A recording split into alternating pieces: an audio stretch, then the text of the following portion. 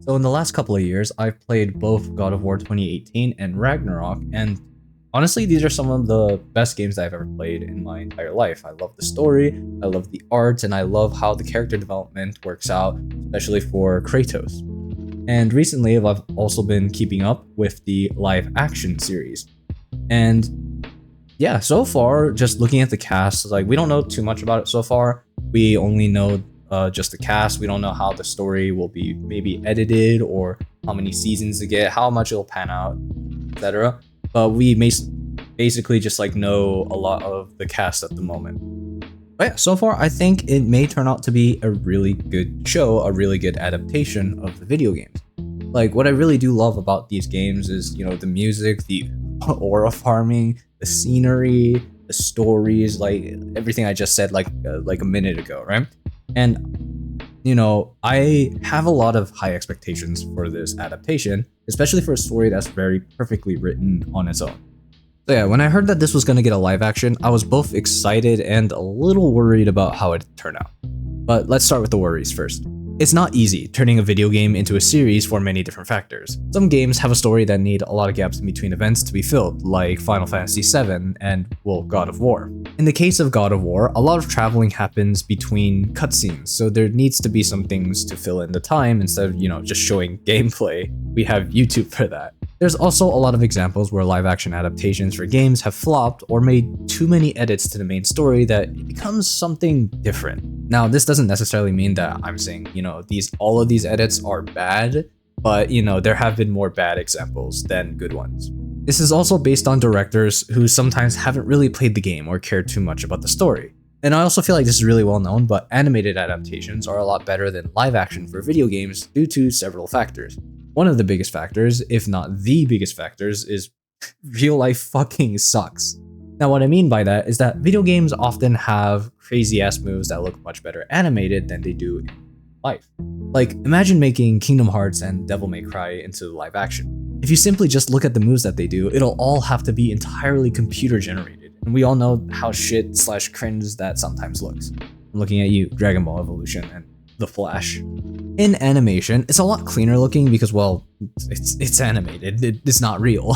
Also, you can get some of the original voice actors to voice the characters again, which make it closer to the original material, I guess. But with live action, it's also very hard to get someone to look and sound like the characters sometimes. Take the Uncharted movie, for example. Tom Holland, he's a good actor, but he looks and sounds nothing like Nathan Drake. Jack Black's an amazing actor too, but he doesn't look like Steve. Granted, no one really looks like a Minecraft character unless you've been heavily deformed. Hell, if you look even further into the past, really, does this look like ABG Slayer Leon S. Kennedy? Really? Anyways though, I don't really have too many concerns or worries about the casting though, which is where I'm transitioning into what I really like about the series so far. Obviously, we don't know too much about the series, and the rest of the cast is just speculation. We only got a handful of characters so far. But overall, it looks pretty good so far. So starting off, we have the main man himself, Kratos, being played by Ryan Hurst.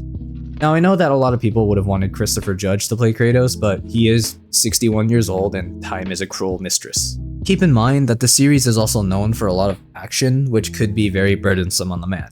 Yes, stunt doubles could be a solution, but I feel like a lot of these actors are being picked for their physiques and ability to pull off some of these action scenes. That being said, Ryan Hurst is absolutely not a bad choice, since he has a deep knowledge of the game as the voice actor for Thor. He also has a great physique, and his face shape does closely match with Kratos's. He could also help the actor for Thor in case he needs some help understanding his character, since again, he literally played Thor in the game. Now speaking of Thor, sorry if I mispronounced this actor's name, I'm so sorry. Olafur Darri Olafsson is a great pick for the character.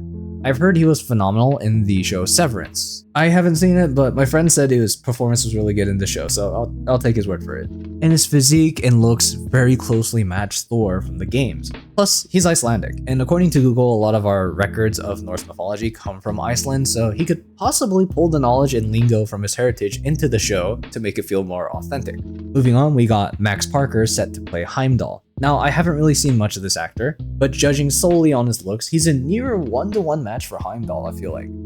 Just by looking at his face shape and his hairline, I feel like it closely does match.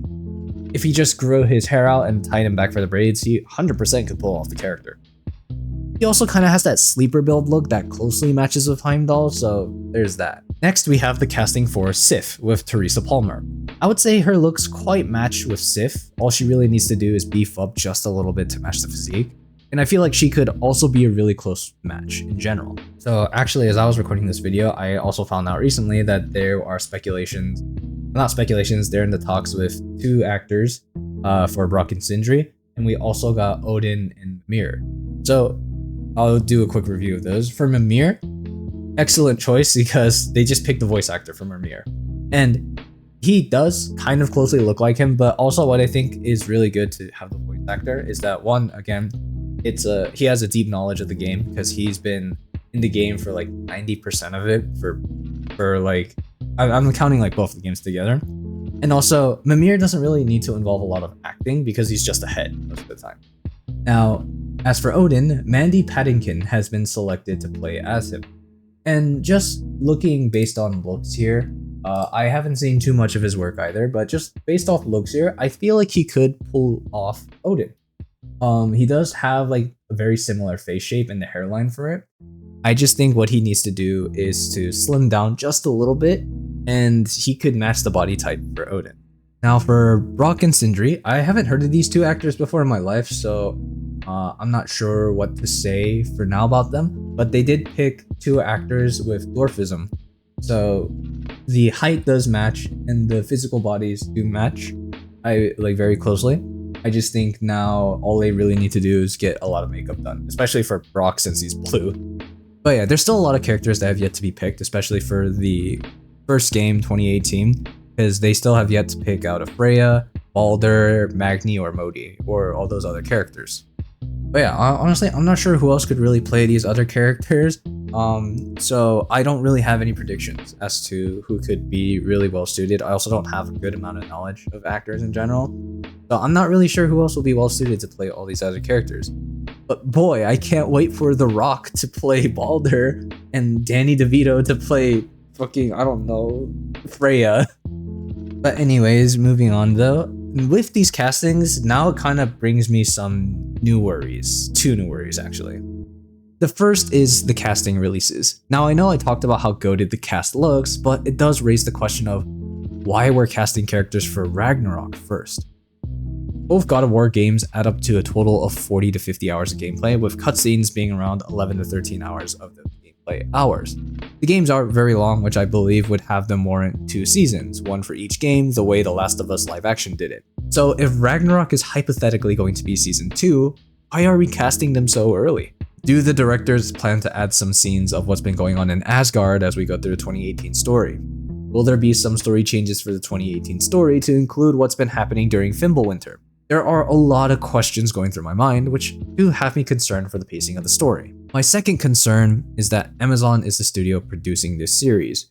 Now, no hate to Amazon and its, publications, but Amazon hasn't done well with some adaptations on its platforms or its shows. Now, don't get me wrong, I do like and The Boys, but in the case for The Boys, it heavily strayed from the original material. Now, I see this as a good thing for The Boys, but God of War is already a perfectly written story about redemption and letting go of the past, so I wouldn't really like it if it heavily strayed from the source material. If they somehow managed to do better, then I would be all for it. But as of now, I can't really see a scenario where such a thing happens. But from what I've seen, I've heard that the Fallout show is also pretty good and it's basically its own timeline. But again, we're basing this God of War series on the original games itself. So I know I'm throwing out some ironic statements here and there, and I mean, it's mainly because I'm very passionate about this game and I really love this game. So I'm leaning on like 70% hopium that this show will be really good. But yeah, that's pretty much all I have for this video today. So yeah, let me know what you guys think about the live action series in the comments below, and what do you guys think it'll be? Do you guys think it'll be a really good series, or do you guys think it'll be okay or just plain dog shit? Who knows? But yeah, I cannot speak. Just let me know. Okay, there you go. Let me know what you guys think. Anyway, peace.